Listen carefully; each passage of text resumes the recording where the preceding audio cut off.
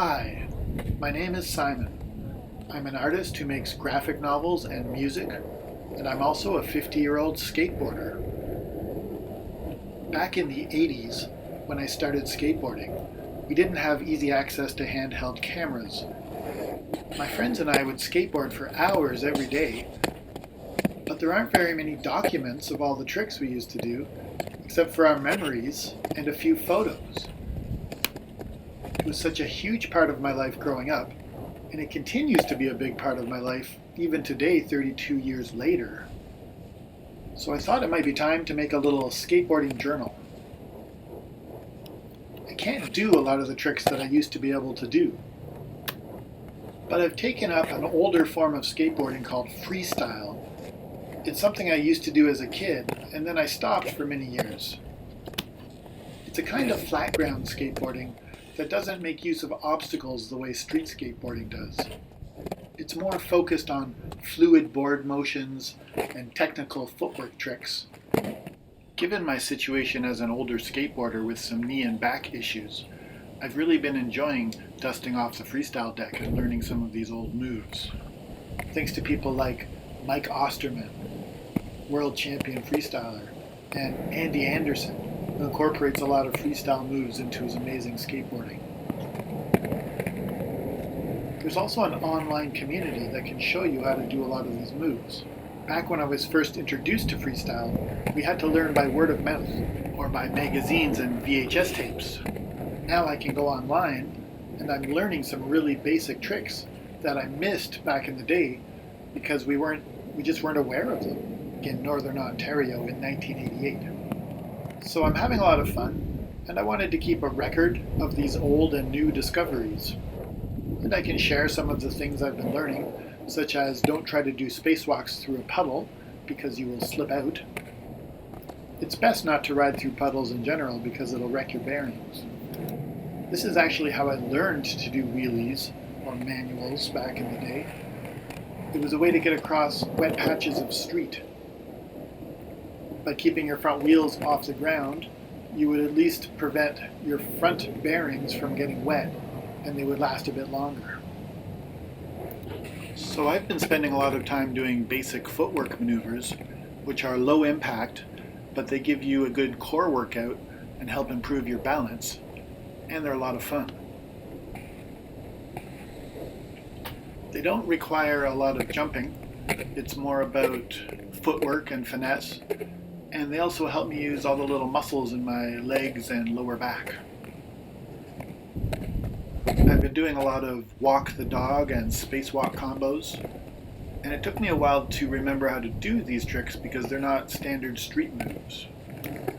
A freestyle skateboard is a lot smaller than a street skateboard. It's a narrower rectangular deck with a flat nose and tail. The wheels are a lot closer together, and the wheelbase, the distance between the two sets of trucks, is shorter than on a regular board. This makes the board more maneuverable, but you also have to be more precise with your feet. I spend about half my time stretching and half my time skateboarding, so it's a combination of skateboarding and yoga. I've got some great momentum wheels. Shout out to Kevin Harris, legendary freestyler from Vancouver. And if you're an older skateboarder or a younger skateboarder, don't cheap out on the shoes because you're going to wreck your feet. So this is my setup. It's a reissued Powell Peralta Per Wellander freestyle deck that I got from Beaver's Skate Shop here in Hamilton, Ontario. I love this board because it's the exact same deck that I used to skate back in the 80s. I learned how to freestyle in the cold Northern Ontario winters because you couldn't street skate, so I would skateboard in my parents' two-car garage. I'd wear like 3 layers of clothes, and I would take them off layer by layer as I started to warm up so the sweat wouldn't freeze. And I remember like the sweat just kind of steaming off your t-shirt by the time you got down to the last layer. And I learned all these freestyle tricks listening to mixtapes in the garage. It was a good time. I would do that for maybe 2 hours every day after school, and it was a way of staying sane amidst the turbulence of adolescence. So here's a trick I've been working on for a few weeks called a swing turn. It's a trick I learned from a Mike Osterman video. I'll put the link in the comments.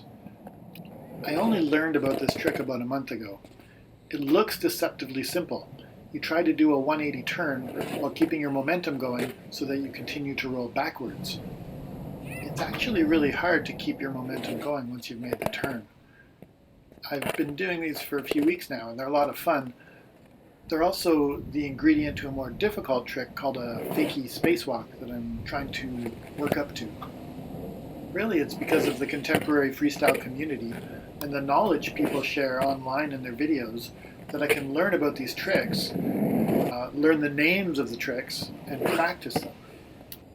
And even though there's a lot of tricks I can't do anymore because I'm an older skateboarder, I feel that I'm pushing my skateboarding forward and learning new things and progressing as a skateboarder, which is a lot of fun.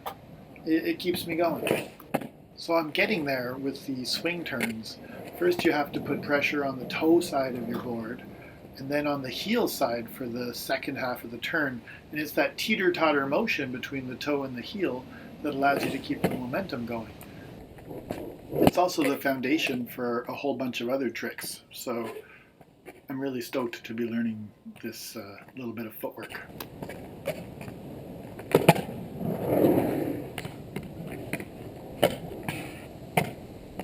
I'm also working on the old rail flip.